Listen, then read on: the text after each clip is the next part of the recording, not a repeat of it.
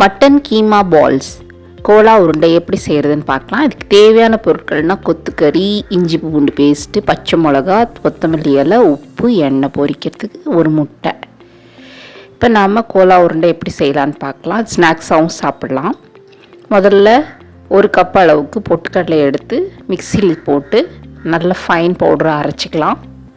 இதை ஒரு பவுலுக்கு மாற்றிக்கலாம். இப்போது கொத்துக்கறி நல்லா கேட்டு வாங்கிக்கோங்க. அதை நம்ம மிக்சியில் போட்டு இப்போ அரைச்சி எடுத்துக்கலாம். முடிஞ்ச அளவுக்கு ஒரு ஃபைன் பேஸாக விட்டு விட்டு அடித்து எடுத்துக்கோங்க. இந்த பக்குவத்தில் இருந்தால் போதும். இது இன்னும் கூட கொஞ்சம் சாஃப்ட் ஆக்கிறதுக்கு நம்ம ஒரு முட்டை சேர்த்துப்போம். இப்போ பொட்டுக்கடலை மாவு, அரைச்ச மட்டன், கொத்துக்கறி விழுது, கொத்தமல்லி இலை பொடியாக நறுக்கி வச்சுக்கலாம்.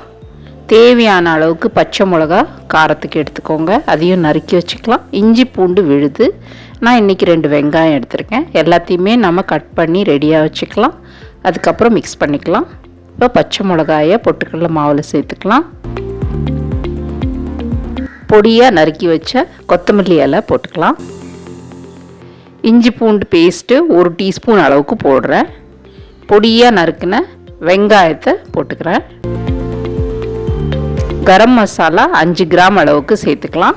மிளகு பொடி தேவையான அளவு போட்டுக்கோங்க. உப்பு சேர்த்துக்கலாம்.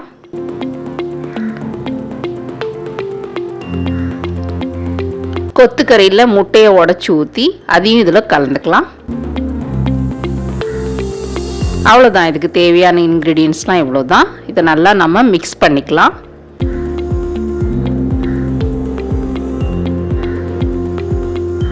மிக்ஸ் பண்ணிவிட்டு இந்த சைஸில் உருண்டைகளாக பிடிச்சிக்கலாம்.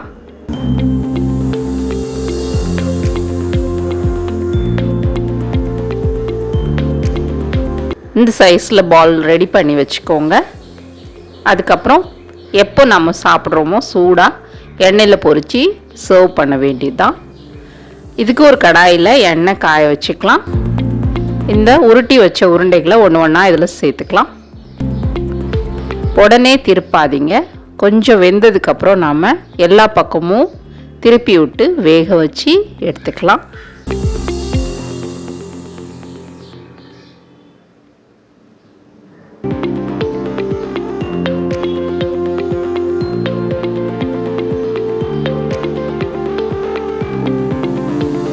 ஒரு பக்கம் நல்லா வெந்ததுக்கப்புறம் பொறுமையாக இந்த மாதிரி ஜென்டிலாக நம்ம இப்படி திருப்பி விட்டுக்கலாம்.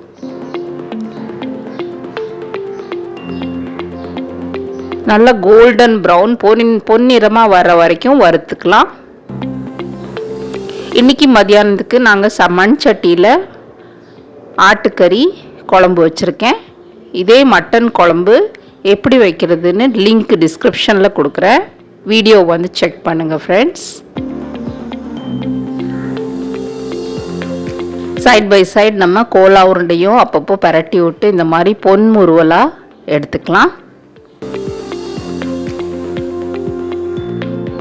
அவ்வளோதான். சுட சுட ஆவி பறக்க கோலா உருண்டை, மட்டன் பால்ஸ், கீமா பால்ஸ் ரெடியாக இருக்குது. இது கிரேவிலையும் போட்டு சாப்பிட்லாம், இல்லை இந்த மாதிரி சாஸில் தொட்டும் சாப்பிடலாம். வீடியோ பிடிச்சிருந்தா லைக் பண்ணுங்கள், ஷேர் பண்ணுங்கள், சப்ஸ்கிரைப் பண்ணுங்கள் friends. See you soon. Bye.